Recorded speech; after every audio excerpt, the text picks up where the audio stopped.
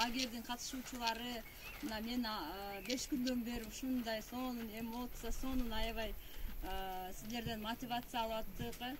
Анан бизге чейинкилер баардыгы биз айта турган нерселердин баарын айтып коюшту да. Анан Кудай буйруса биз дагы ушинтип Талас кыздар федерациясы деп уже өзүбүзчө сиздер айткан федерацияга ат коюп алдык.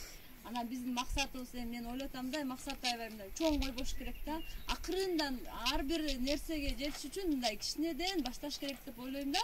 Анан биз эки эле максат койдук, кыздар сүйлөшүпчү, Улуттук кыздар федерациясынын Талас областына Кудай буйруса жайылтабыз. Анан кийин ушул лагерден алган билимибизди ошол кыздарга үйрөтөбүз деген максатыбыз бар да.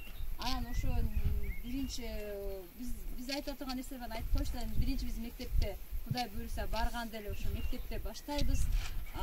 Бул Сары Челекте болгон нерселердин баардыгын эле Каныкей эже көрсөттү го бизге слайд кылып. Ошол слайдтан көп нерсени алдым да мен өзүмөчү. Ошол сүрөт мен уккандан бир көргөн дейт го, ошол сүрөттө эле биз мындай Каныкей эженин ишин уже биз баалап койдук да. Мен эң жогорку деп бааладым да. Мен да Кудай буйруса ушундай кылып туруп слайд кылып ошо тренинг өтүп аткан жактарга баарына көрсөтөм деген ойдомун.